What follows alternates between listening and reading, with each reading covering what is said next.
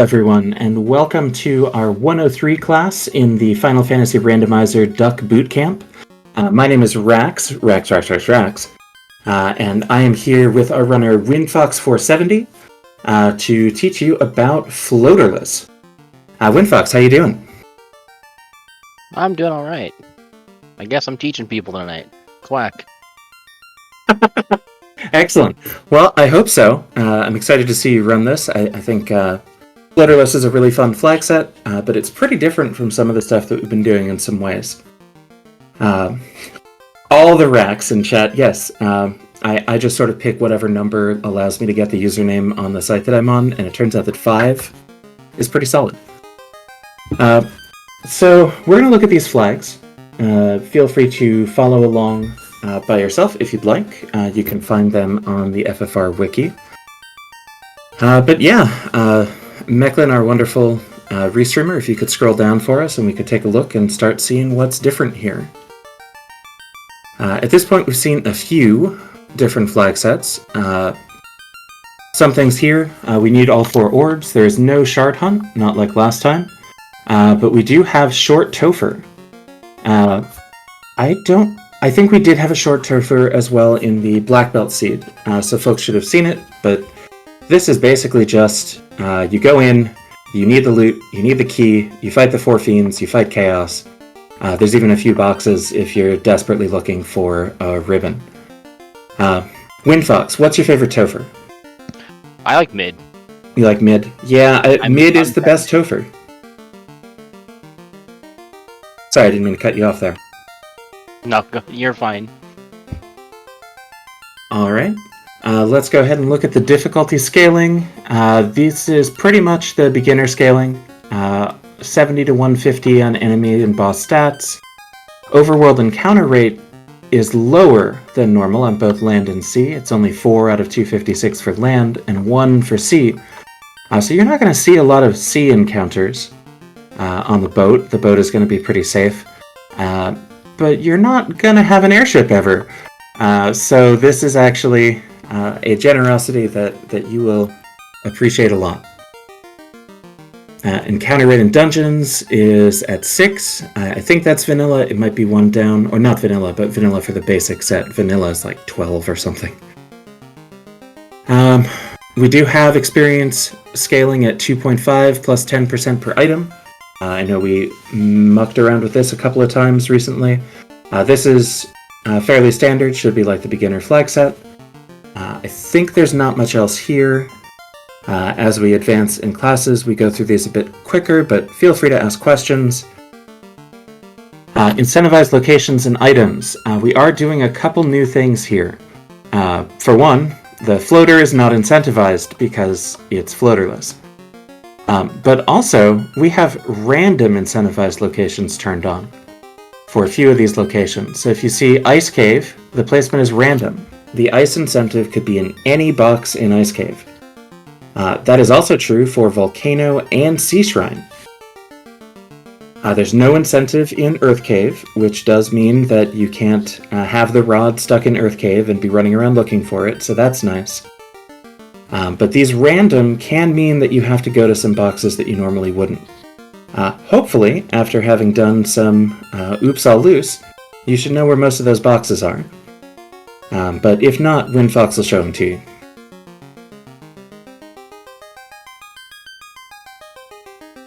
Yep, we'll have incentive Opal Bracelet Ribbon, Hint Givers and Towns are on. No Defense Sword, no Ruse Stick, no Power Gauntlet, so that's something to keep in mind. Those items are random. Let's go ahead. Do we have much changes in the overworld? We sure do. Look at that overworld edit section. We've got early open progression where you can go to Dwarf. We've got extended open progression where you can go from Dwarf to Elf. And then we also have 6 other things here. Let's take a quick look at Northern Docks. It adds docks near Onrak and Mirage Tower. Those are pretty self-explanatory. Ryukon Desert Dock. This will let you get the airship, which you can't do. but it is a mod that sometimes will be on when you can get the airship, and then it means you don't need canoe. The Bahamut Cardia dock, you cannot get to every of the Cardia islands without airship, but you can get to this one, so you can get class change, and there's another flag we'll see in a bit that fits in well with this. Lefane River Dock opens up a river from the lake between Gaia and Lefane all the way to the ocean so that you can use it as a dock. Gaia Mountain Pass lets you get from that same lake all the way up to Gaia, so with the Lefane River Dock you can get up there. And then River to Melmond makes this cute little river where if you go left from sort of above the Dwarf Cave, there's a river and you can use the canoe to get to the Melmond area. So you may not need ship to get to Melmond. Windfox, do any of these particularly stick out to you or change your routing in interesting ways? The River of Melmond specifically, in early Ruby and Canoe could push me over to check Sarda super early with the early Sarda turned on. It's really that River of the Melmond is really the big one of this entire list. That can change routing on the fly pretty quick. I would agree. River to Melmond is tricky. And so I'm glad that we're calling it out here. Do you see a question in chat? Looks like it got answered, but it is not a long walk between the Lefane dock to reach Gaia. It's actually way less bad than you'd think. There is a mode that you see here unchecked, Bridge to Lefane. Someday you'll see that one. That means you can walk from Provoca past the Peninsula of Power up to Lefane, and if you have to walk to Gaia from there, that one's long. But we're not making you do that this time. Let's go ahead and... Oh, the Highway to Ordeals is worth mentioning too, you're right.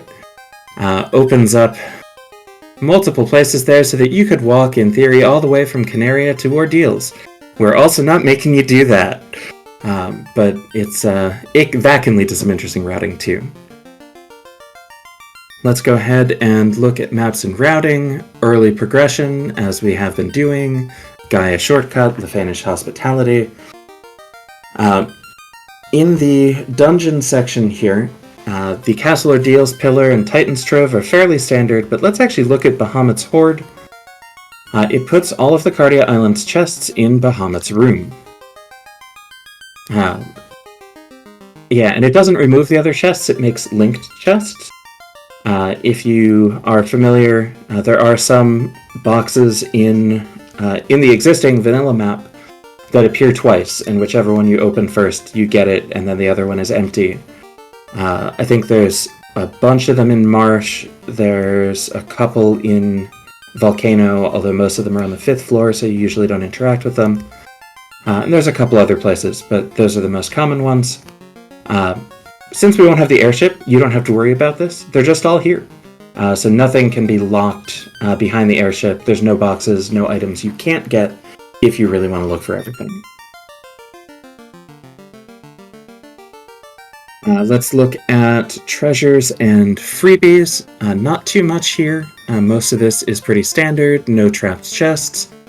Free bridge is something that we do a lot just to make the routing a little more interesting, because usually, otherwise you're going to get the bridge in your first 2 items. But remove floater. That means there's just not going to be a floater. It is impossible to get the airship. And that's why we call it floaterless. I think most of the things here are pretty stock for the last few flag sets we've been doing, but let's scroll through them quickly and make sure. Shops and Magic, this is all the same. Lock and Lock 2 are still auto-hit. Life 2 is still allowed in battle. We haven't turned on any of the wacky stuff here. It is worth calling out in enemies, formations, and bosses that Warmech is patrolling. This means that you can find Warmech wandering around on the floor before the Bridge of Destiny. You can talk to Warmech and have that combat if you want to, but you will not find a random Warmech, and you will not find a mandatory Warmech.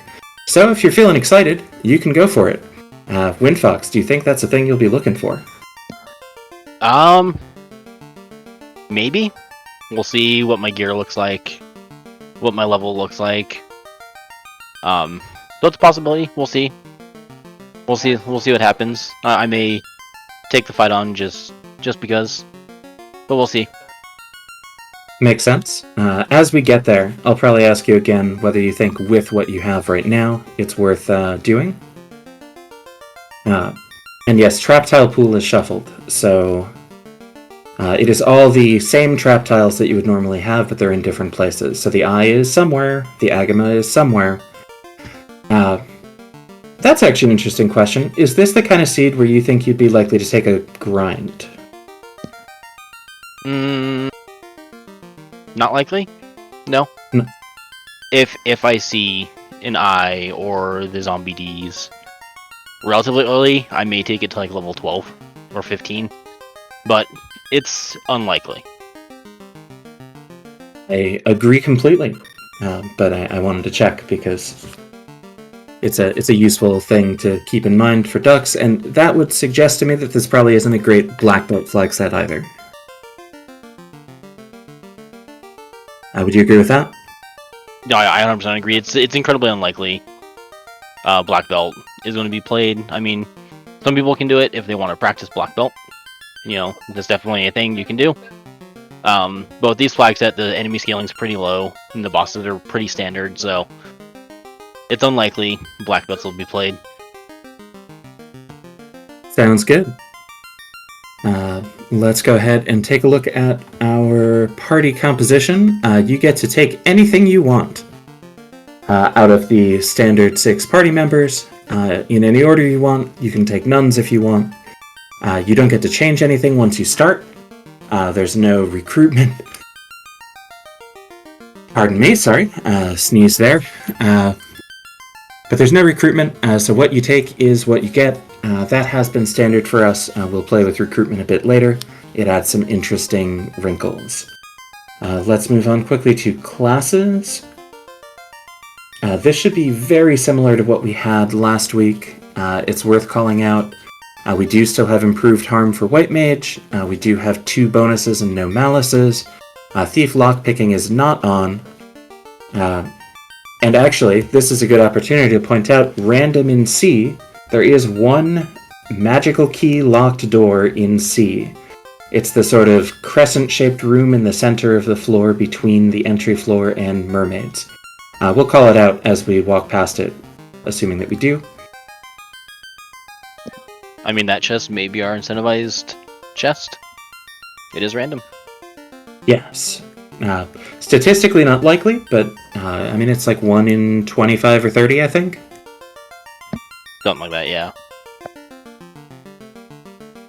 Nothing special on magic or promotion. We'll move into equipment or items. We get the Explorer pack to start, where you get tents, heals, and pures, and like maybe a soft? 2 softs. So this is pretty good. You don't have to worry about the item shop super early, but there's nothing special. You don't get a free caster item this time. Scrolling down a bit further on here, equipment blursing -3 to +5. We are allowing a bit lower blursings here. You're still averaging positive. And our crit rate is still up, and our elemental bonus is still good.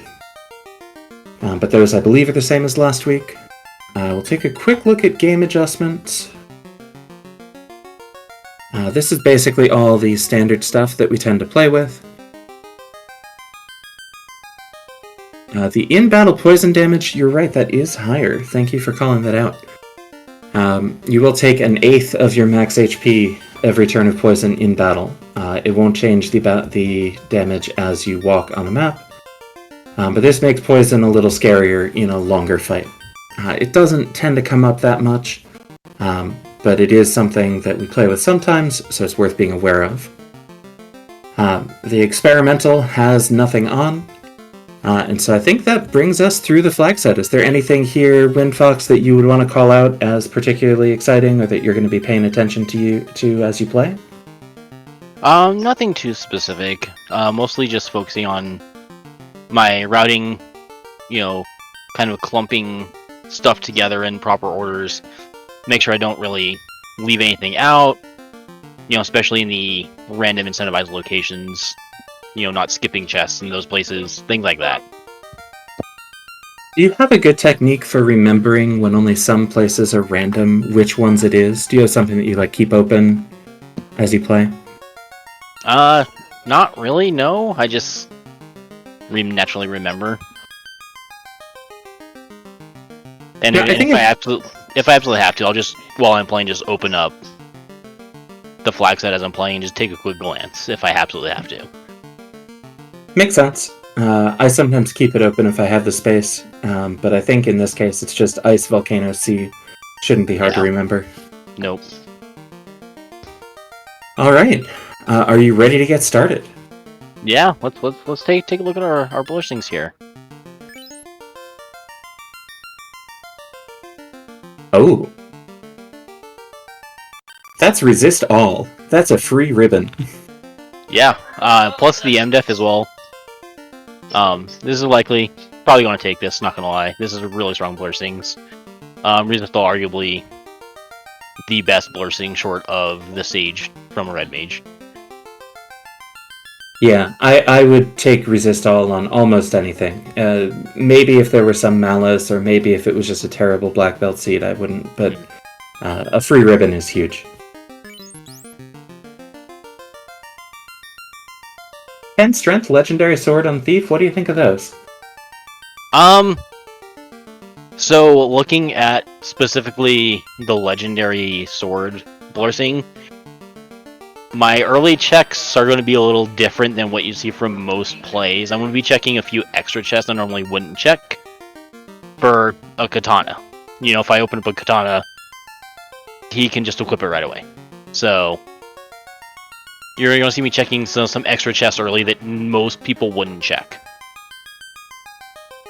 But definitely going to be grabbing a thief. This will be sitting in slot 1. Just for that agility bonus of base 80. So this will be sitting in slot 1 for sure.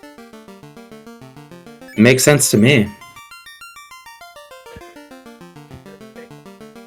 I mean, plus 20 vit is fine here, but I don't think this would motivate you to take a black belt when you don't think it's a black belt seed. No. Even if it had plus, hit percent chance, I probably still wouldn't take it. The only thing that would really persuade me to consider it was if it had telemagic. That's the only way I would kind of slightly consider a black belt. I'm inclined to agree. I think there's a couple others that I might think about a little, but I probably wouldn't take them. Let's see, we got mages. Fighter armor for the red mage, not bad, but not amazing. And then plus cure 3. I don't know, what do you think? So, the plus cure 3 is actually pretty strong early game, I'm not gonna lie. That early, relatively stronger heal can come in clutch in tight situations. And the plus fighter armor is really good early game as well. You can get iron armor, things like that equipped early. That's true. Iron armor could be big. Let's see what else we got. White mage gets red mage armor and a plus 10 hit percent. What do you think about this one? Less than stellar. Personally, probably below average. Usually with white mage, you want to see, the level 8 spells, if you can get them telemagic. White mages aren't as popular over the last year or so. They just take a lot. Obviously, the improved harm helps a little bit, but we'll see what the black mage has. Sounds good. I'm inclined to agree. Ooh. Alright, well. So, resist, poison, earth, death, time, and status is incredible. This is like baby ribbon. Incredibly powerful. But the big thing is that plus warp. 2 charges of warp at the start is incredible. Yeah, I think this is great. I can't imagine not taking Thief, Fighter, and Black Mage here, and I'm guessing that you would have all of those in your party. Yeah, this is definitely a Thief, Fighter, Red, Black, for sure, 100%. That is the comp I'm going to go with. incredibly strong comp. All the Blur Stings are strong. A bonus with that plus warp is it sits in slot 8 in the levels. So if Faster Temper rolls at level 8, you get those free casts early on. So you're not as worried about seeing those spells at level 8. It is really nice. The only question I have, would you give any thought to Thief, Fighter, Black Mage on this? As a veteran runner, yes. As a newer runner, probably not. Not having life casts makes it difficult.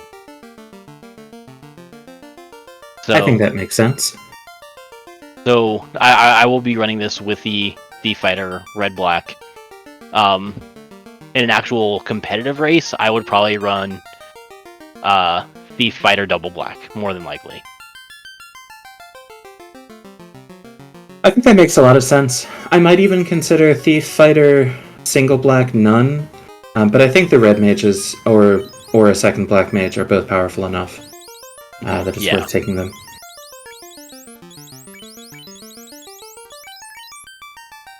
I guess we'll get the comp set up.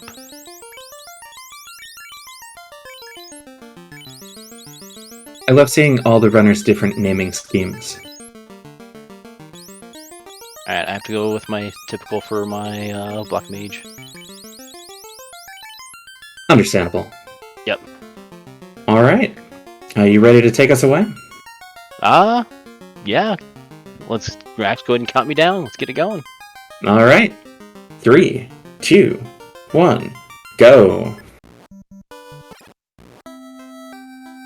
Alright, so early game, always check your white and black magic pretty early in standard. White magic, not very good early, unfortunately. There's a couple ace spells there. Hints are turned on. So we see here Crystal is in Lafane. So, slab chain for that Crystal. Always good to keep in mind. This is not great black magic either. Not the best. We do have the Bane, instant kill spell. Red Mage and Black Mage can learn it, so we can get that possible instant kill on Garlanding Cornelia super early. Yeah, it's definitely the best spell here at level 1. I'll head back here to the white magic real quick. If I had picked a white mage, I probably definitely would have picked the harm for that. Yeah. You know, buffed harm spell. There are some Blur Stings, the ace spells that actually do matter. Unfortunately, we didn't roll any of the Blur Stings. Fear, I've never taken. I've never seen anybody take it. I actually don't even know what it does. It increases the run chance. It reduces their morale. Oh, okay. Alright, so we'll check. Generally, I wouldn't check weapon shops or armor shops here. But we actually have a pretty solid saber for the fighter, thief, and even red mage, because they can wield these. And then the armor shop. So you see, with that fighter armor, you see the red mage can wear the iron armor. Usually it can't, which is pretty good. Thing I'm going to take note of is the silver +5 in here for later in the game when we have money. Pretty solid early game defenses. Yeah, silver +5 is like a gold, or maybe a gold +1, I forget. It's very good. But we will buy a couple pieces of armor here. I'll have to move that chain over to the fighter. But chain armor, really good for the fighter and the red mage. And then this cat +5 is actually pretty strong early game. Yeah, do you like to take things, like if you find a cap +5 or gloves +4, do you like to just outfit everyone with them? Generally, yeah. Me too. I usually wouldn't bother if I'm, further along in the game, but in Canaria, this actually gives you some non-trivial defense for the early game. It's pretty good. Yeah. Alright. And with that, so we're not going to look at the item shop quite yet. Yeah, generally, we've seen the rest of the boot camp, just first check, generally, almost always, Topher. We'll save outside. So this is kind of where I talked about checking early chests versus not early chests. Generally, I wouldn't check these chests. But with the legendary weapon, if I happen to open up a katana, my thief can just wear it right away. But generally, I wouldn't open these. You do have the warp too, right? So you can get out more easily? Yes.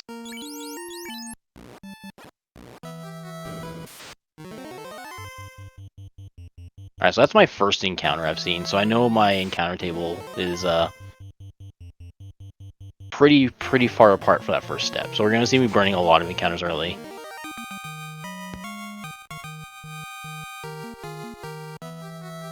Got through just off the melee there. Yep. Alright. Oh, wow! That opens up a surprising amount. Yes, that is interesting. So, because this is floaterless, I have a lot open to me already. Probably gonna head to Provoca, obviously. Get my level 2 spells, check Pirates. And I don't really have much besides that, besides, you know, Bahamut Horde. And Crescent Lake. Or Crescent, that's pretty much all I have. Yeah, there's Unrack Item Shop if the seed is very cruel. Yeah. Alright, so luckily we did get a solid level 2 white spell in Wall. It's just Ribbon on his spell. For those who don't know what it is. And the only people that really care about that would be the Thief and the Red Mage. Alright. Do you want to go over these Black Mage spells? These are 3 very solid spells. So Ice 3 gives us a sweeper, which is great because we didn't have one at level 1. Brack is a single target but more accurate version of Bane, effectively. It's a poison type instant kill. And then Quad X will instant kill anything that doesn't have a specific resistance that has 300 HP or less. And you're hitting select in the menu to get those, right? Yes, so anytime you're looking at weapon or armor or spell, just press select, and it brings up the statistics for it. Same with in the magic menu, you can do the same thing. You can do it to any of them. And I think the spell reordering is turned on. Yep. I don't know how to do that. I've been so used to playing the vanilla game and vanilla speedrunning that I just leave the spells as is, as I buy them. Yeah, if you wanted to move that Ice 3, what you would do is go onto Wall and then press, I think, the Start button. It's either Start or Select, and it would move 1 to the right. Yeah, Start button. Thank you, Saracen. And we're through the Pirates. Got the TNT. So this gives you the TNT turn-in, as well as the things... Oh, there's the bottle. Okay. So we know that's there, which is actually really good. We'll hold off a little bit, but I do know it's there, even though I could turn it in right now.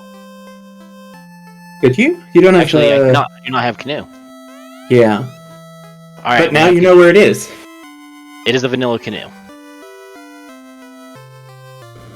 I think that's Sarda. That's the one behind the Titan, right? I read that one. I thought it said Sages. That's Sarda, yeah. So I do need the ruby to get my canoe. Alright, so my options are Crescent or Bahamut's Horde. That's what I'm down to. You turn in the TNT, or? Yeah.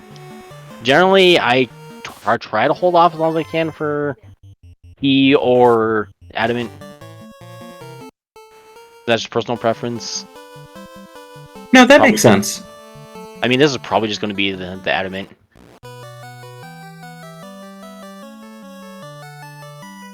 Well, it certainly can't be the Canoe. I guess it could be the Ruby. Could be the Ruby, yes. And that would open up every... Oh, wow! Alright, well... Ask and you shall receive, right? Yeah, and that's gonna open up everything that isn't behind some sort of item lock, right? Yeah. So I have pretty much the entire world open to me at this point. I'm just sweeping through here just to check magic before I go get my canoe. Alright, Cure 4 on promotion. It's actually not bad. No, that's pretty good.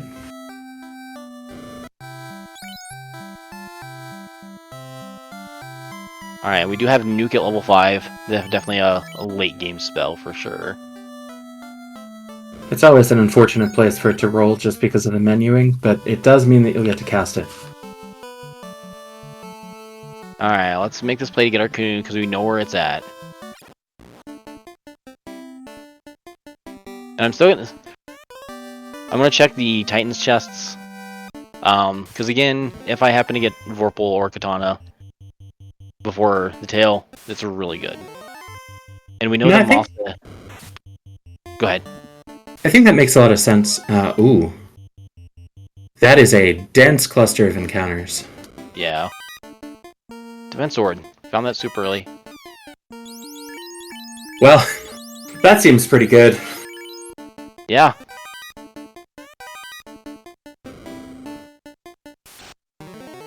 If it wasn't for a legendary Blursing, I probably would not have found. I probably wouldn't have checked those chests or found that. Defense Sword is good too, because there's nothing there incentivized. Yeah. One thing you could have done here, you would have hit that pack of 3 encounters anyway, but you could have gone up and then saved and gone back in fresh off the beginning of the encounter table and been able to warp out. Yeah. Although, wait, does the red mage have the warp? The Black, it's the black mage, right? Okay. Yes.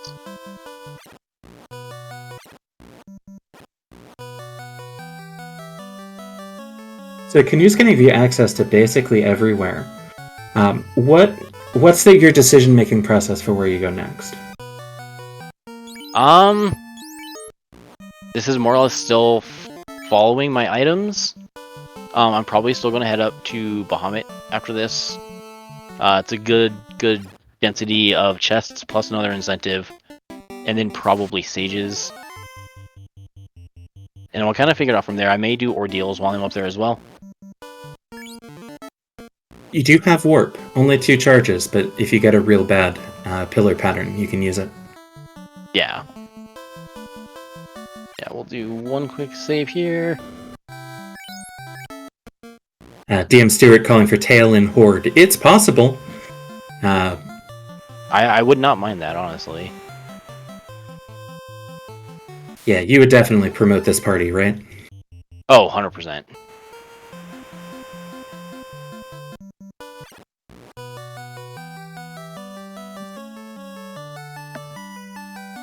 Yeah, I like this play. I think you can make an argument for like going to Crescent Lake first and getting the Sage item, but effectively, since you can pick up a bunch of incentive items without having to do any work, dive any dungeons, it makes sense to do that. So I like that a lot. You're getting some experience here too, which is really nice. You needed to loot eventually. Yep. And a bunch of gold as well.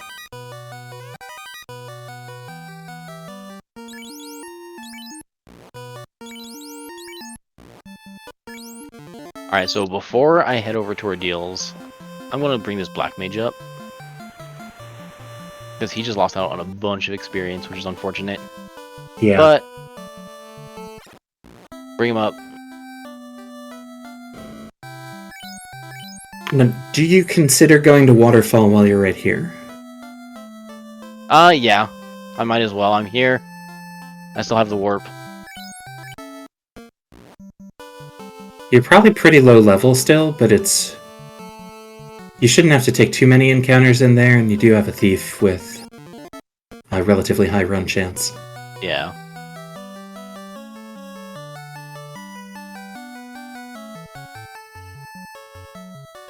And this is one, you don't get a lot of extra boxes here, but you do get a few. Yeah. And it's not a very long walk. Hopefully you don't get that string of 3 encounters right after each other, although this might be it, I forget. I think this is it, yeah. Ooh. Low roll on the red mage, so I'll take that.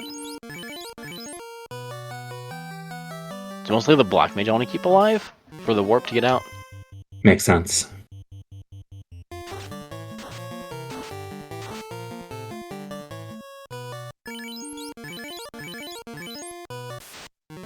Alright, there's that string of 3 in a row. If you were a little higher level, the green dragons would have been pretty good experience. Oh, definitely. I like the run ice 3 there. I think that's the safest way to handle that. Alright, this blue dragon could cause issues if I don't run. Alright, we got out. Pick up a chime. You will need that. If you find the cube later, then you can go direct to Sky, potentially. Ice armor's not bad either. Not at all. Alright. While we're still in the north, I might as well hit up Ordeals, get that done. And then probably the eastern continent. Volcano, sages, things like that. Yeah, Volcano is incentivized too, which is somewhat unusual. Yeah, it's a flag we generally don't have on. I think it's a good thing to throw that on every so often. Yeah, I think Volcano doesn't have one of the incentive items in vanilla, right? There's like a flame armor or something in the box right above carry. Yeah, it's a flame armor.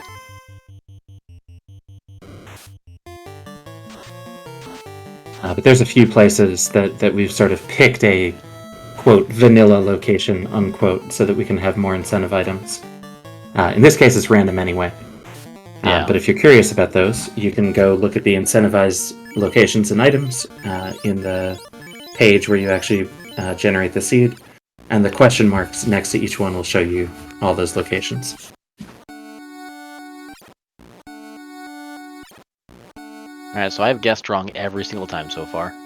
Yeah, I was going to say, I have not been paying the closest attention, but it sure feels like you've been in here a while. Sometimes that happens.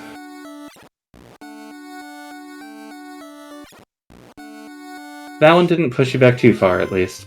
You still have your warps, right? Yes.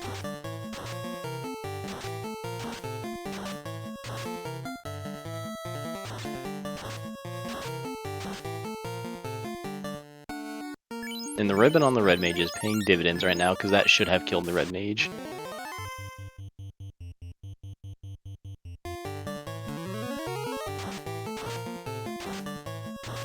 Okay, so sorcerers don't have too much HP. No. Always. Every time. Oh, you're gonna take these. Yeah, zombie Ds have incredibly high experience. They also hit hard, but that's fine.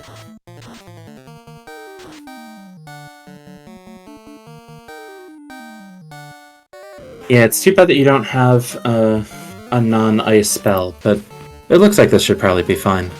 Yeah.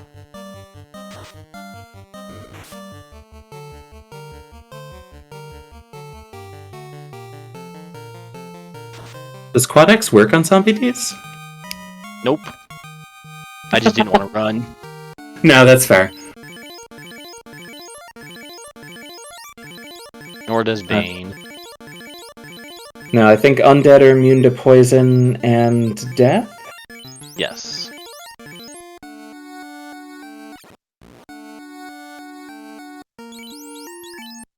Yeah, that seems right. I think how at far least back it wasn't that Pillar took 4. me in the chain. Yeah, I think how far back in the chain it took me. I was like, that's actually way far back.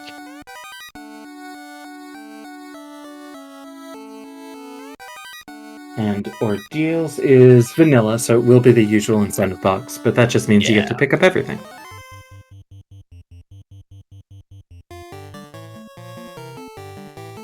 Yeah, it's a shame you don't have a nuke charge yet. Yeah.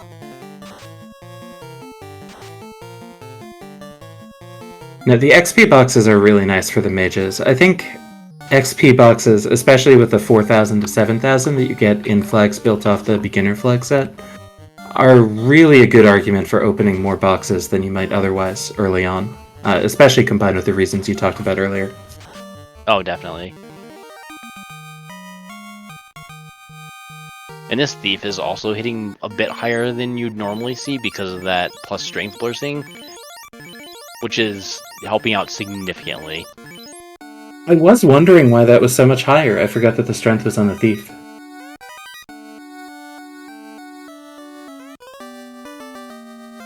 Okay.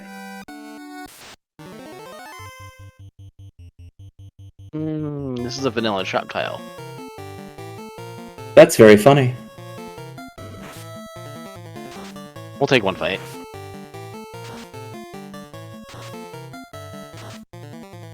And we know that the slab will get us the bottle when we go to Lefane, right? The slab will give us the crystal when we get to Lefane. The bottle is in Provoca, in the item shop. Oh, it's the crystal, right. Yes. Thank you. See, Which this is... I may backtrack to get that bottle right now. Yeah, just so that you can turn it in when you go do that? Yep. Yeah, that makes sense. This is, one of the things that's fun about floaterless is once you have the ship in the canoe, everything's so open, and you really have a ton of routing choices.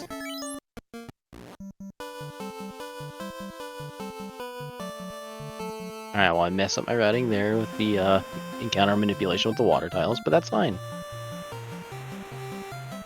Alright, so we're gonna go grab this bottle real quick. I have to, like, circumnavigate the entire globe just to do this entire thing, but... Is there a sort of, like, northern Provoca dock that you can use? Yes, right... I thought there was. I think it's to the right down there, or is there a river one you're thinking of? Unless I am... is right there. Yeah. I'm like, there is, I just have to remember where it's at, cause it's... so that one's rarely used. But yes, there is one. Yeah, I cannot remember the last time I used that one.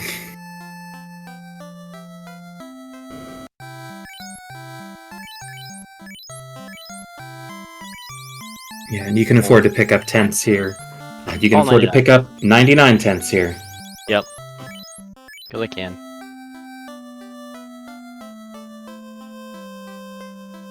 If I remember correct, in the last bingo tournament, that was a bingo square, so get 99 tents. It was something like that, yeah. Alright, where to next? We're gonna head back over to Melmond, turn in this slab, and then head up to Gaia and Melmond. Turn all that stuff in, and while I'm up there, do some shopping at the spell shop. Makes sense. It's a shame that you don't get to promote beforehand. Yeah.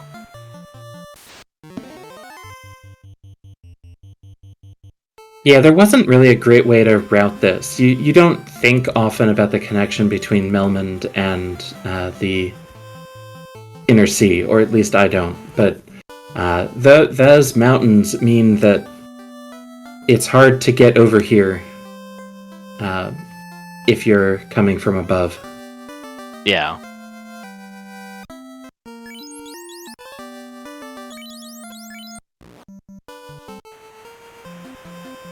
Use the bottle right away. And I guess you still haven't bought level 3 and 4 magic, but you can just do it at Lefane. Yep. So I will probably never touch Lefane this seed, unless I have to go there for... or not Lefane, Elfland. Unless I have to turn the Urban, I'll probably not touch Elfland at all. Yeah, you already have your shop item. There's nothing that you'd be looking for in armor or weapon shops. Makes total sense to me. Alright, just let everybody knows, this is one of the northern docks here. south of the desert next to air. To get to the river dock, it's just straight up here from this dock. And then north a little bit, and you're at Gaia. Yeah, I know someone in chat was worried earlier that this would be super far. It looks weird because it's not a part of the map that you usually think about, but it's actually quite close.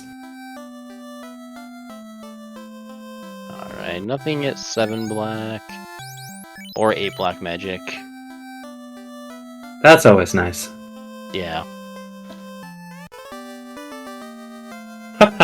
Well, Of the herb, there it is. I still won't have to go into the town at least. Well, hard reset off that. I'm level 15, 13 to 15, but this area can still be dangerous. Because I can run into the Fun Police or the Red Ankleos. I did miss the Hank Giver Ale. I forgot about it too. It is easy to forget because often you don't care as much about the last couple that you see because you have everything. In this case, might have been worth it, but there's not that much that you would skip anyway, right? Yeah.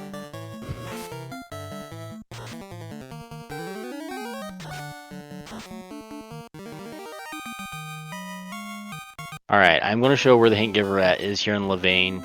No one ever goes to it. It is super far away, and I'm not joking about that. And you have to get through all these Lefanians who can block your path. And it tells me nothing. Do you know what that joke is? 8 and palm trees? I have no idea. But yeah, this is the Hint Giver in Lefain at the far opposite corner of where your quest turn-in is at. And of course it's the one dud hint when we actually go and check it for once. Alright, let's do some shopping.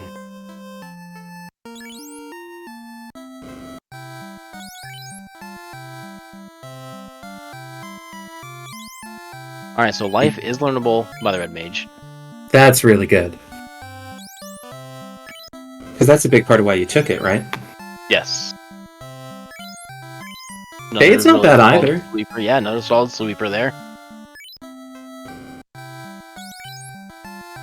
We know Cure 4 after promotion. And then exit after promotion as well for the Red Mage. Nice. Red Mage and Red Wizard cannot learn level 7 or level 8 spells, unfortunately. But they're worthless spells, that's fine. Yeah, I guess Life 2's in Gaia then. Yeah. Oh? Alright, we have Fast at level 3. That's great. That is very, very good. And Temperate 4. Alright, so we have all of our spells we're looking for. Do you pick up Fire 3 as well? I do, yes.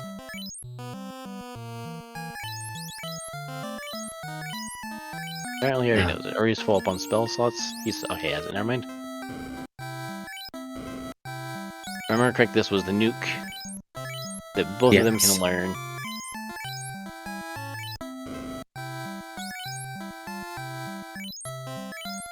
More warp charges, potentially for the late game. Yep, and the Lock 2 as well, very strong for the evasive Fiends in Topher.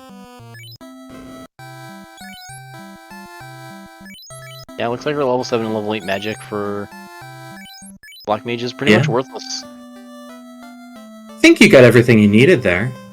I did. That is a rarity.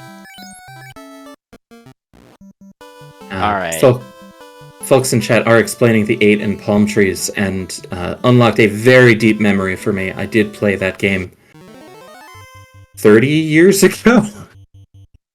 Which game is it? It's probably a game I haven't played. Final Fantasy Adventure for the Game Boy. Full stop. I have not played that one. I think today you're probably fine missing that. Okay. Yeah, I saw you took the which is that? That's the Tyro, not the T-Rex, right? Yeah, that was the red one. So here's the hint giver in Gaia, is this little witch in the pink robes.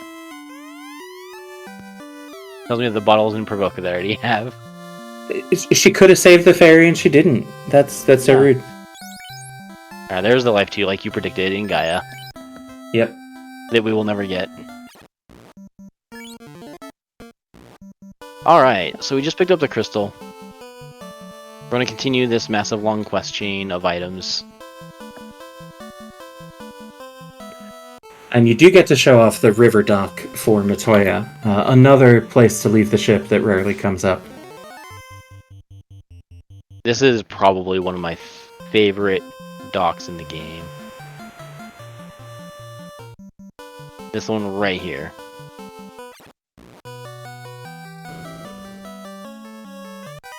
And you are still opening boxes. I guess these are pretty free. Yeah.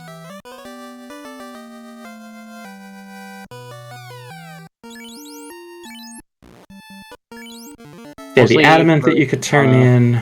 Yep. Have you turned in the herb yet? No, right? Nope, I have not. Mostly still opening for chance at a katana, mostly. But we will run into the Masa at some point. Because it is incentivized. And there's an incentivized ribbon out there that'll just go on to the thief. Because the other two party members already have ribbons attached to their characters. Alright, apparently I haven't touched a bridge yet. Bridge boss at 2950, love it.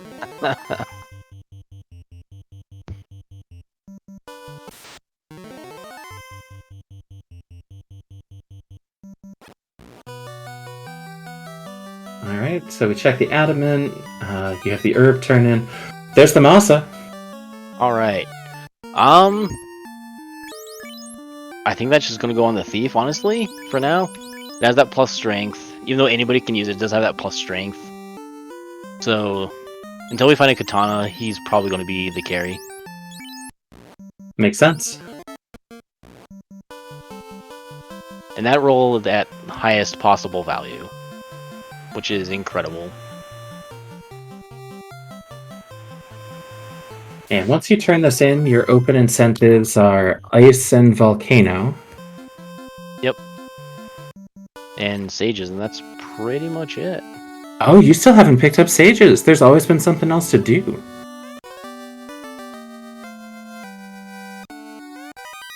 There's the Opal Cheerio, which I am honestly fine with.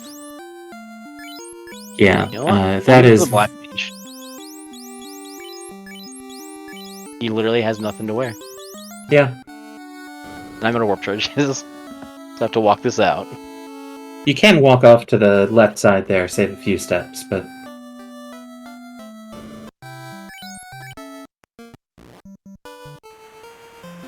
Alright, so...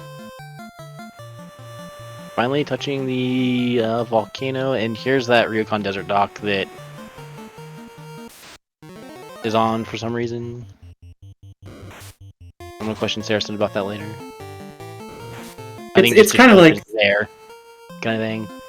Yeah, I think it's mostly to show that it's there, and maybe with a small side of that, by the way, thief lock picking is on, but you can't take a thief kind of energy. Yeah.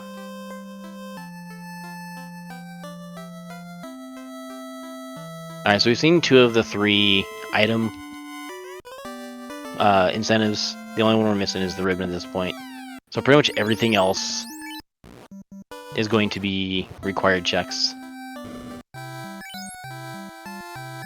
Picking up the rod isn't bad. It's not exciting, but you do need to defeat Lich in order to win the game, so you did need the rod. Yep.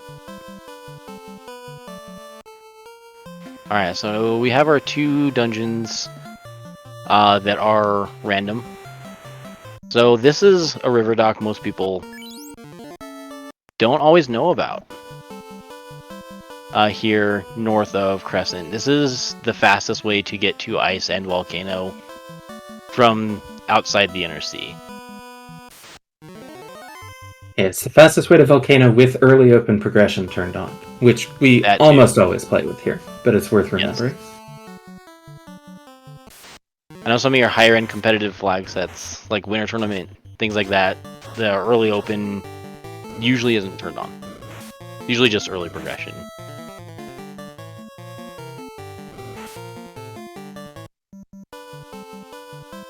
Yeah, I think it was in this last winter tournament, but partially because of the sort of idea of the flags where more and more things opened up over time. Alright, and Saracen confirming in chat that he turned it on to troll.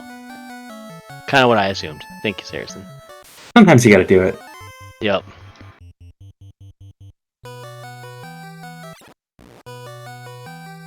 Alright, so there's a cool little warp trick I get to show off in here. Well, we're gonna hopefully bypass the entire dungeon. Well, normally, I'd be thrilled about it, but we do have random in Ice Cave, so we don't know. That's what I'm kind of hoping. I'm still gonna do it, and just hope it's in one of the 3 chests. Alright, Well, even if it's not, you don't have to go all the way around, right? It's still helpful. Yeah. Alright, so in this room here, if you drop down through this center one right here, and you just cast a warp, it'll put you right back between all 3 chests. We're gonna grab that.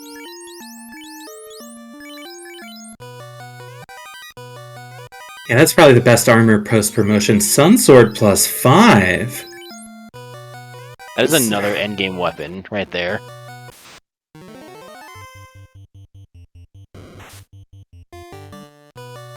I may not need a katana at this rate.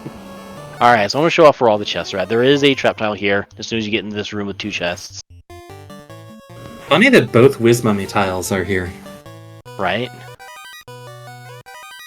Wow, those were not good. No.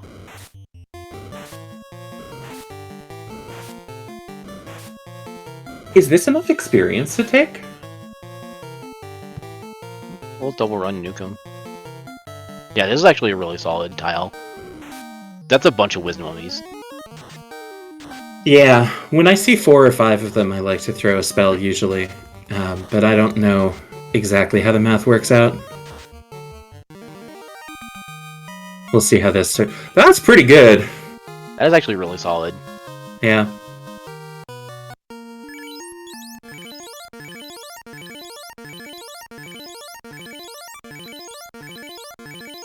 Remember how I said I generally wouldn't take a grind? This is a pretty solid one to take a grind on. Well, you do have those fire 3 charges too, which helps. Yep.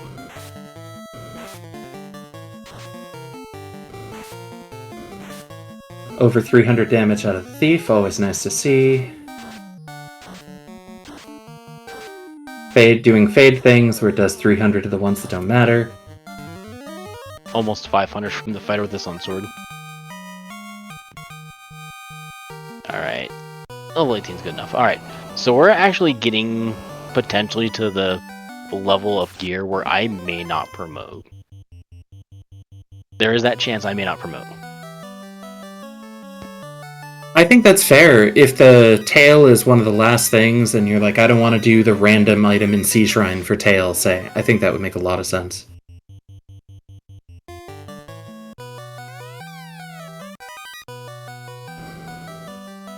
It's always... When it's random, it's always one of the annoying ones, isn't it? Yep.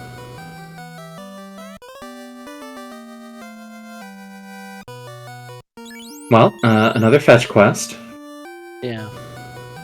Alright, crown, that's actually not too bad, honestly. Oof.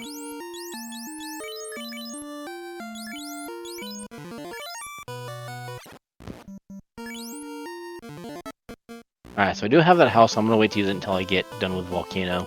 Or wait until I get to Volcano, I should say. Even though Volcano... Oh no, Volcano is incentivized. It's random this time, right? So you have to go there. Yep. And you should be fine for carry at this point, between the Sun plus 5 and the Masa. Masa plus 5, fast cast, yeah. If I get turn order, carry should not last more than 1 round.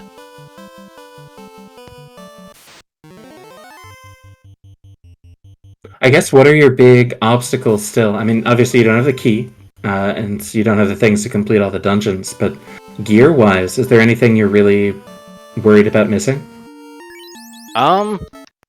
Not particularly. Honestly. I mean, I have really solid weapons already. Alright, that katana's really bad. We will not be using the katana this seed, unfortunately. Normally That I'd be is excited for a unfortunate. katana. I think any Vorpal of base 0 or higher is better than that katana. And I'm not a fan of the Vorpal. Yeah. I think you're right, that katana -3 is about a Vorpal 0. Yeah. Question in chat about how long a run typically takes. For most of the flag sets that we're showing off here in the boot camp, it's going to be in the 60 to 90 minute range for somewhat experienced runners. Some folks who are very experienced will be able to do some of them in the like 40 to 60. And I think if it's one of your first times running the randomizer, you'll probably still have some that might take you like around 2 hours. I know early on my first few were around like 2:15. But one of the things that I really like about this rando is that once you sort of get into the rhythm of it, 60 to 90 is pretty reasonable. There are a few that are designed to be faster, and there are also some that are designed to be slower. But in this event, we'll be showing off mostly things in that range.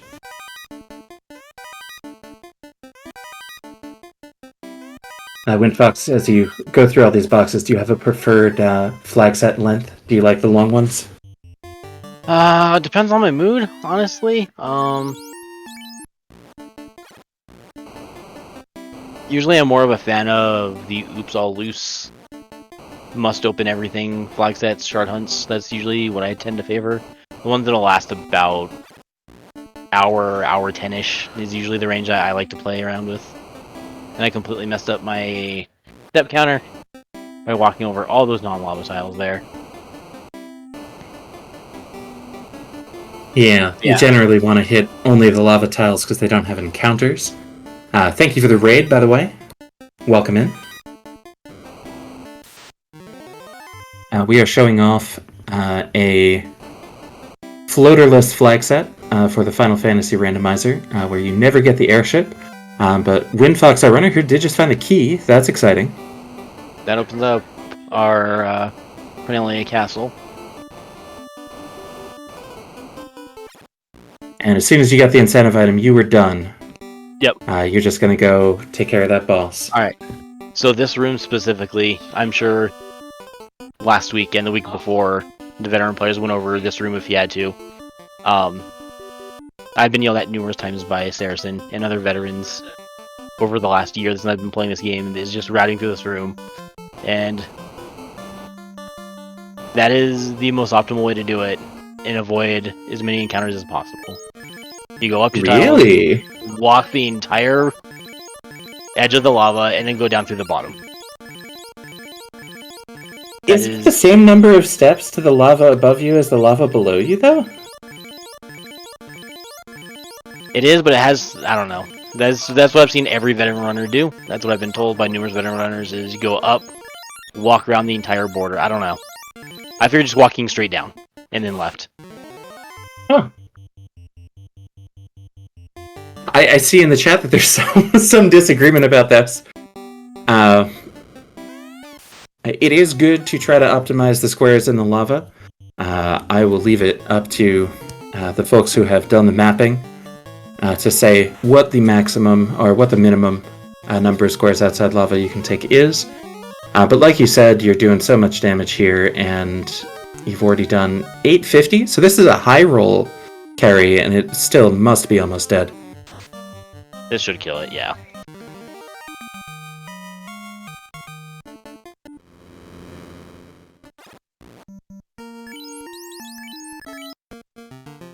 Alright, that is our first orb. First orb. You have the key now. Yeah, I have Do you have key any other and, incentives to turn in? the crown as well. Oh. I like going this way. I think most folks are aware of this if you play the vanilla game, but you can circumnavigate the globe. The left edge connects to the right edge, top edge connects to the bottom edge, sort of like the planet that we live on. Although I recommend against trying to go through the Arctic or Antarctic if you're trying to get to the other side of the planet. Here, it's just all ocean. You can just do it, and so there's some quick routing there. And you found the tail, so if you're headed by there, you can turn that in. Get your promotion. If you want it. You mentioned you might not. I mean, I got that dragon armor. That's persuading me more to want to do it.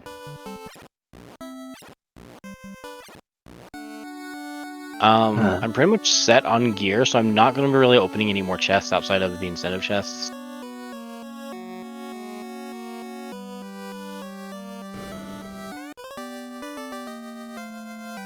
I think that makes sense.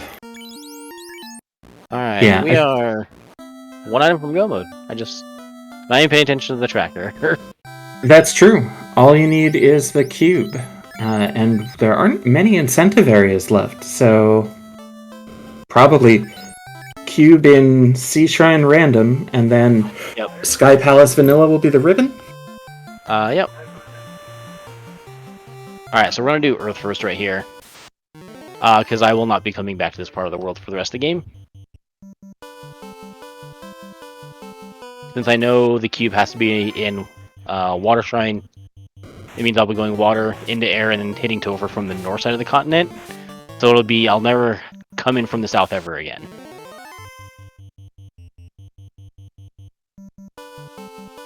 No, that sounds good, and Earth should not be a problem at this point, right? Oh no, this will be probably attack, double nuke, and Lich should die.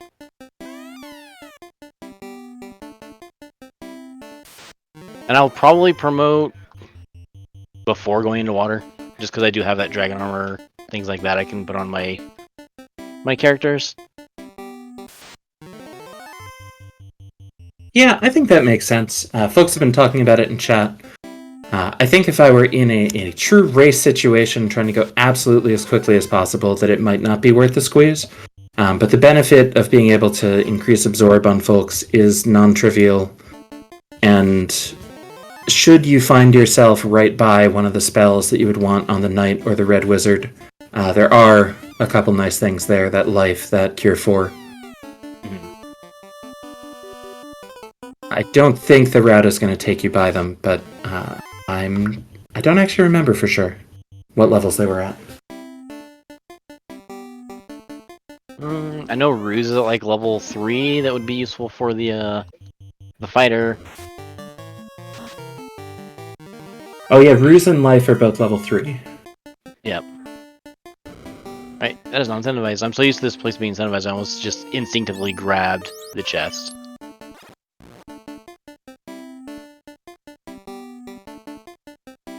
Yeah, no incentive at all here. So you can just dive to Lich.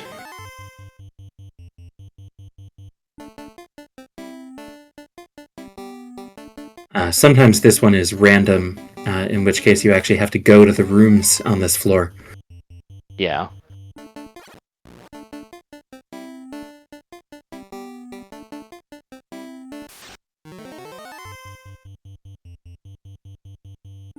And of course, we have to get through all of our tightly packed dungeon encounters.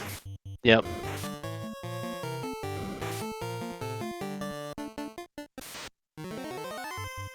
While we're going through those, do you have a favorite fiend?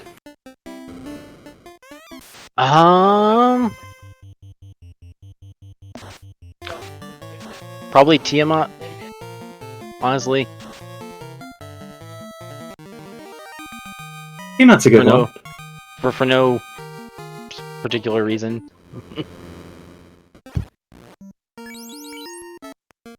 got through Lich while answering that question. I think it took one swing. Yeah. I didn't even see who was the one that swung the sword. I just pressed attack, wait, and then went and just clicked the orb on my tracker.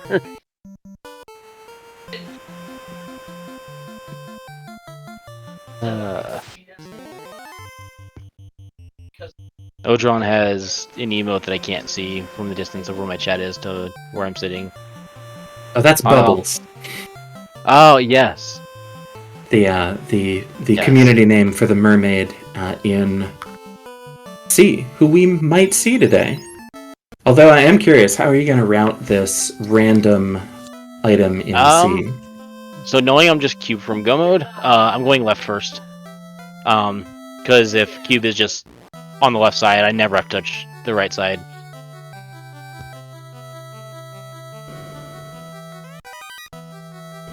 That makes sense.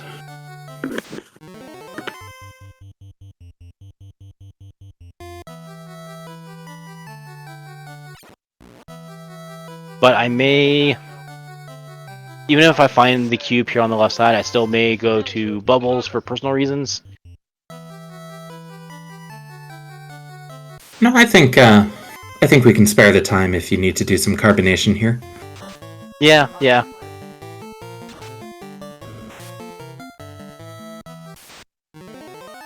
DM Stewart asks, why not check the other chest on entry floor? I have a reason, but I'm curious what yours is. It's out of the way. Alright, these sea snakes are pretty gross. This is awful. Wow. They all open with lit too, like... Alright, we're just gonna nuke them down, we'll bring the party back up.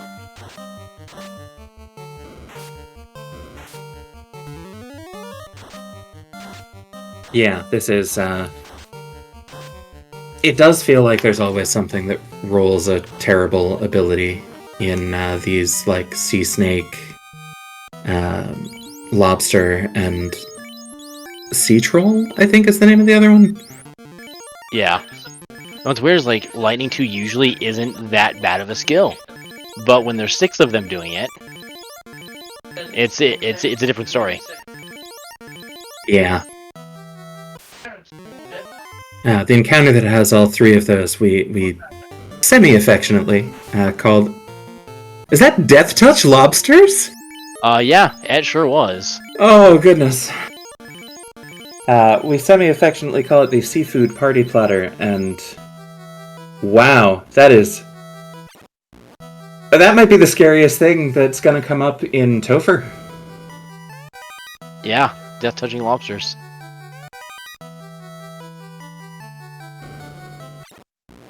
Yeah, Death Touch Lobsters with Lit 2 Sea Snakes. Yeah, just fire the nuke right away. Hope to get the run in. If not, nuke's gonna go off.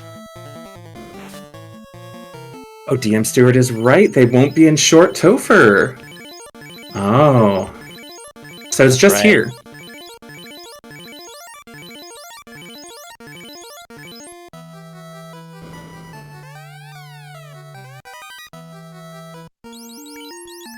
Pro ring worth the pickup? Death resist, it's always good.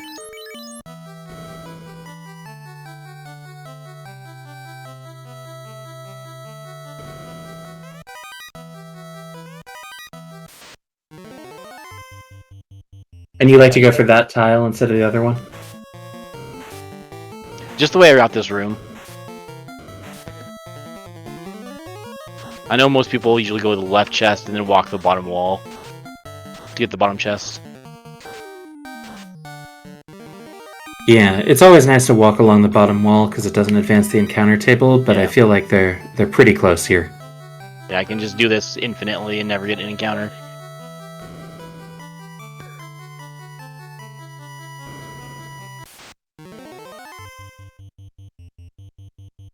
Kind of these to give you the initiative, so you just don't even have to think about it.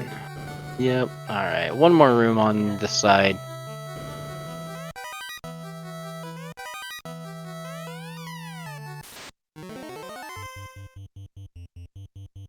Opal is actually slightly more absorbed in the dragon armor. I don't think you need to bother picking it up. It's like No. 46 instead of 44.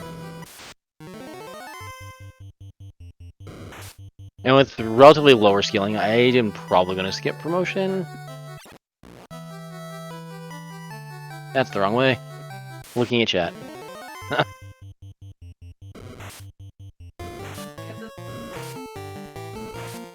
Oh, does the vanilla tile impact the routing decision? If I remember correctly, we actually have shuffled tiles. Yes, we do. We just ran into a couple vanilla tiles. Alright, I am out of heals. I've blown them all in this one dungeon. This could get entertaining. Yeah, you've had to keep standing. Well, that's virtual death touch, I suppose. Alright, we will hold off on the life. Alright, we're that nasty clump in the middle of the encounter table right now.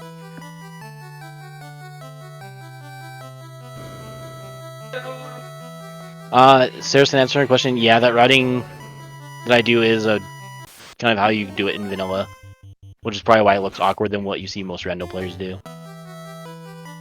That makes sense. I didn't realize you were a vanilla runner.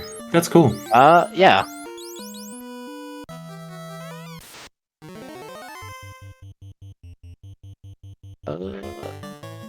So with the limited resources here, is there anything that you're going to do differently? Nope, I'm just gonna hope nobody dies. Fast and temper on the thief, but they do get off. Alright, nice. He rolled really low. Yeah, that was less HP than carry, I think. You're probably right. Alright, so we're gonna go back in. Didn't grab the cube, so we're gonna go right side this time. So for this town, if you want to know where the hint giver's at, it's right here above the submarine. The wizard there. So it's off screen, so you don't know it's there until you go up one tile. Just let everybody knows that that's where that hint giver is in on rack here. Yeah, a lot of the time, like here, obviously you know where everything is. You could still talk to a hint giver. They might tell you what floor a random item was on. Alright, so I'm gonna route this floor a little awkward. I'm gonna check these two chests here on the south first, and then go to mermaids, and if it's not there, then I have 3 other chests here on this floor to check. Generally, that item is a really solid early to mid-game item, the Zeus Gauntlet, because it does cast Lit too. And even in a vanilla run, you pick up a couple of them on route, so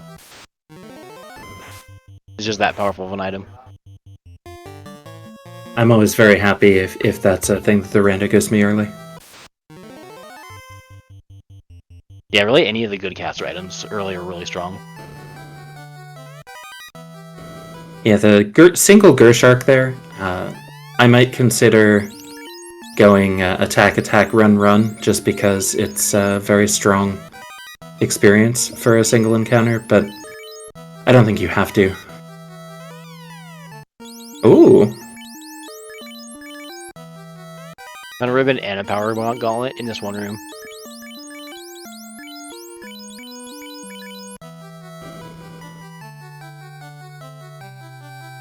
Power gauntlet is nice.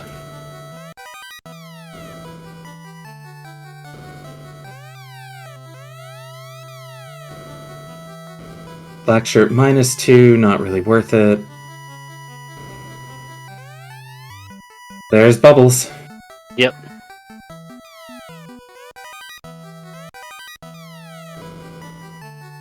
Sadly not protecting anything of note this time. There's only a few boxes left here. You might have to do one of those really annoying ones. There's second bad katana. Yep.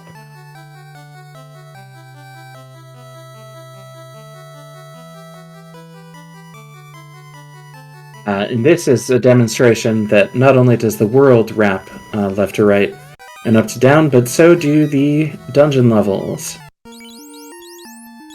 The experience is nice, but... Alright, we have 3 chests left in this entire dungeon.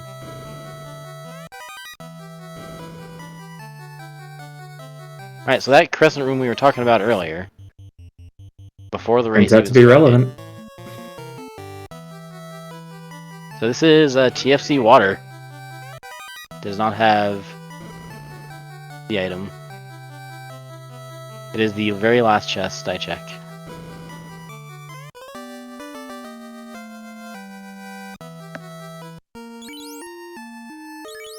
EFC North as an appellation for that chest. I like it. But at least we are done here. We've got one dungeon left. Yep. Up to 500 HP on the fighter is always nice. Puts you Yes. solidly out of nuke range. Because even with short Topher, you do have to go through all 4 fiends. Yes. Oh, Saracen makes a very good point in chat. You have 0 heal potions. I'm fine. What could go wrong? Well, you could run out of health. Yes. I'm excited Yeah. to see it. Let's go.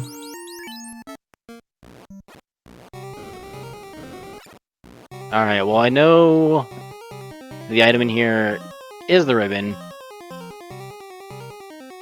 And you know it's vanilla location, so if you want it, Yep. you can pick it up pretty easily. I'm actually not going to grab it. Oh, wow! Just because you So- already have 1 partial and 1 full ribbon off the blur things, or? So I already found 2 ribbons. One's on the thief, one's on the red mage. And then the fighter has a ribbon built in, and then the black mage had the pseudo ribbon. I mean, I guess I could get it to throw it on the black mage. Actually, you know what? For the sake of the flex set, I'm going to show where this location's at for those who don't know where it's at. I think even without that, I would do it personally. Like, I can see it does save some steps, it does save the menu of equipping it. But you're going to see a lot of damage spells, lit 2s, lit 3s, fire Yep. 3s, that sort of thing. And not having those resistances can matter on that low HP black mage. It is not free in terms of time, but I think it's worth it personally. I think you could reasonably disagree, though. I mean, in an actual competitive race, there's no way I'd be grabbing that. Interesting. Legit. I like taking this encounter. These give a ton of XP, and they fall pretty easily to spells. Weak to fire, take large amounts of damage to nuke, so... And I'm pretty much at the level I want to be at for Topher at this point. Do you take the Warmech if you find it? Well... Nope, didn't see it. Would you have? Yeah, I would have. If it appeared on my screen, I would have taken it. Just because.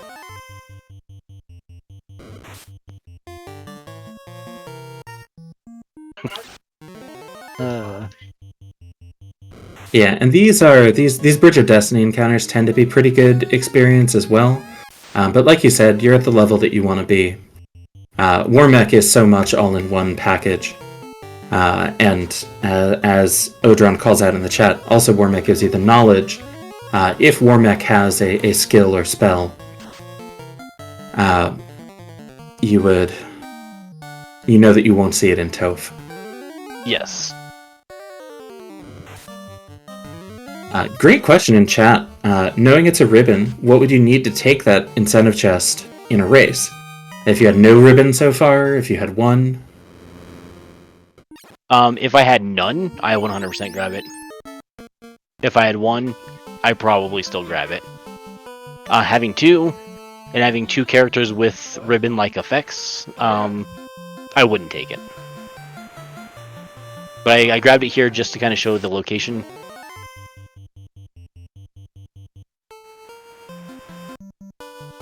We're using that river dock again to get to Topher, and we're going to grab some heal pots. Yeah, I think no heal pots when you're just diving to Tia makes sense. Oh, there's a heal pot there. Oh no!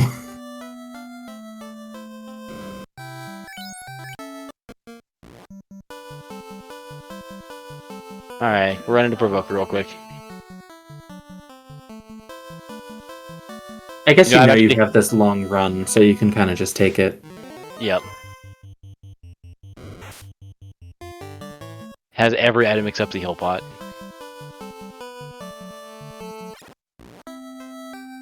No, I guess I didn't think of it either. Probably the thing to do would have been to check the on-rack shop on the way out. I forget if it had them. Alright, we have heal pots. We're good.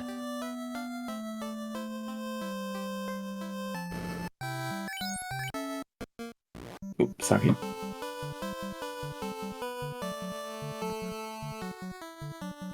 Alright, so with this seed knowing where things are at now, if I were to be actually playing the seed, or other veterans were playing the seed, this seed would probably be finished in about 48 minutes, if not slightly faster, with top runners.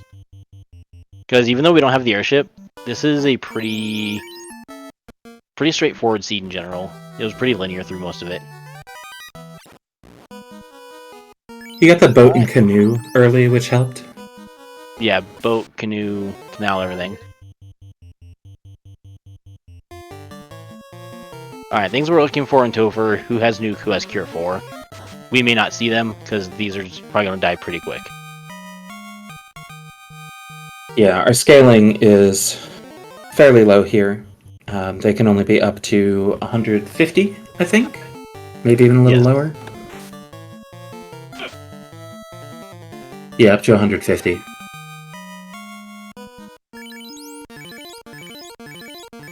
Buying multiple of an item is a rando addition. It's a quality of life feature. There's actually a ton of cool rando quality of life features. There are a bunch of remakes of this game as well, and some of those also have that kind of quality of life feature. But on the NES version, that's a 100% of rando thing. And it's great. We found the nuke. It is on Kraken. Yeah, that was a little scary, but Kraken did not successfully target down your life caster, so you should be good to go. There's, 4 nuclears and 3 nukes in the boss pool? Is that correct?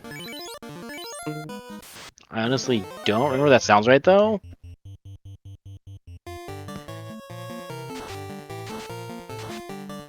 I'm being told that's correct. Excellent. Yeah, so we know where 1 nuke is.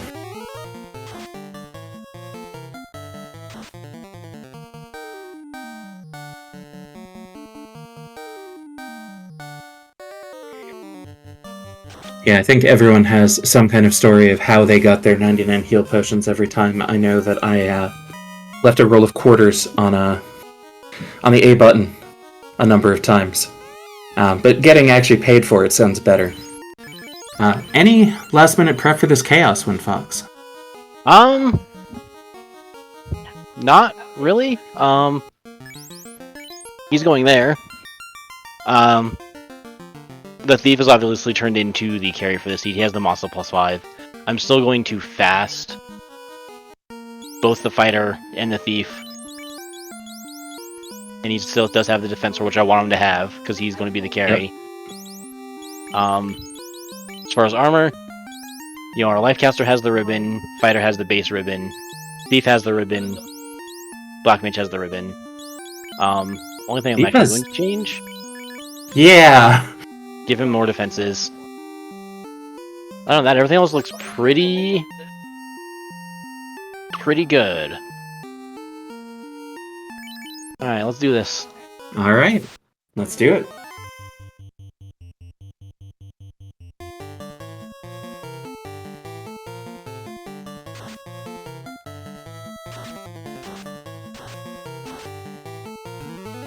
There's Thunder, which could have been a lot more damage on that Black Mage without the ribbon, but probably not in a game-breaking way.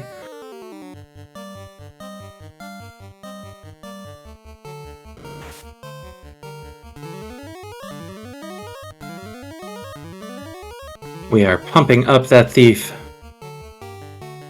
But the fighter did 508 there with just one fast, I think, right? Yeah, just a fast. That's all he had. Everyone's immune to that crack, so that's basically a free turn. And as soon as that thief starts swinging, I expect to see big numbers.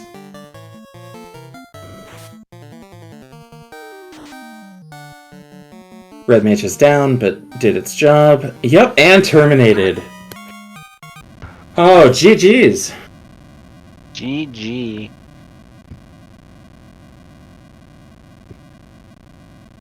No, I think you're right that if you were running this for speed, you'd be 48 feels impressive to me, but like in the 50 to 55 range at the very least, and maybe lower. Getting the stuff early that lets you go everywhere is very nice. And in a floaterless seed, there isn't a, oh, you got the floater way before me because I went one way and you went the other way, so you got to go around everywhere super faster. So it's actually, there's a sort of built-in fairness to it in that way. Yes, definitely. Yeah, like, trying to remember the floaterless last year when I was in the Duck Derby. I don't remember how I did in that async or that week. The Duckling asyncs. Don't even remember, that was literally a year ago. Yeah, this was definitely one of the ones I definitely enjoyed a year ago when I was in the Duck Derby. And I think floaterless is a lot of fun. The first time or two I did one, I was like, oh, but I want the airship. I don't want to have to take all this time moving around. And it, you know, sometimes you do get a little stuck and you're doing a lot of walking, but I think it's really neat the way that things open up in a different way. It adds variety. Yeah, and most floaterless seeds, from my experience, tend to be slightly more linear than the rest of them, which isn't necessarily a bad thing.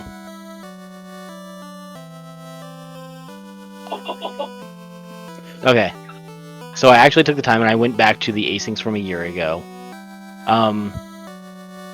Duckling Bootcamp 103 from last year, the async. I finished with a 55:15 in whatever seed. I don't remember what seed it was, but that was my finish time for the async last year. Were you still a Duckling last year? I forget when you promoted. I promoted last year. Okay. I quote self-promoted. I didn't make the finals for my Duckling class. I did finish third in my group though. So nice. Yeah, Saracen saying floaterless is really great for learning the map in general, especially overworld routing.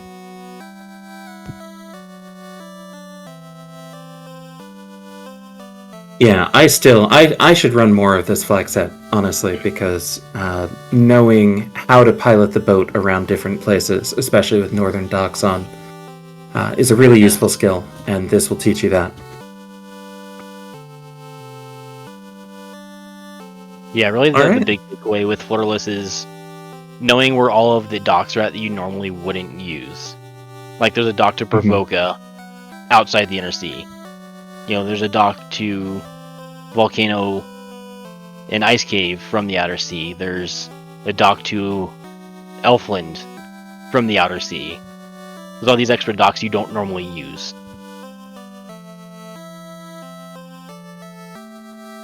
Yeah, I think knowing where those are, knowing how to get to them, and knowing when they've become accessible and what incentives are behind them is really helpful.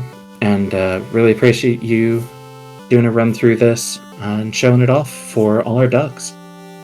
I appreciate and I'm honored to be selected to show off a flag set this year for the Duckling Derby. After I was just a wee little duck last year myself, so for all of the ducks out there, you know, you could be sitting in this spot next year, showing off the flags to the newer runners. You absolutely could. It's a lot of fun. I'm really glad to have you again. Do you have any last thoughts? I was going to ask you what your sort of takeaway was, but then you came up with it in advance. Just to all the ducks, have fun with the Duck Derby. Obviously, it is, quote, a tournament, but this is more for learning. Have fun with it. Learn as much as you can. Ask any of the vets. Ask your fellow ducks questions, because anybody has any information. Everybody has information to share. Ask questions. That's all I have to say. Absolutely. Thank you so much. I want to say thank you to a few folks here before we head off. Thank you to RPG Limit Break for hosting us. Much appreciated. Thank you for letting us share this. Thank you to Danny for doing the tracking for us, and Mecklin again for the restream. Letting y'all know the schedule for the rest of the week.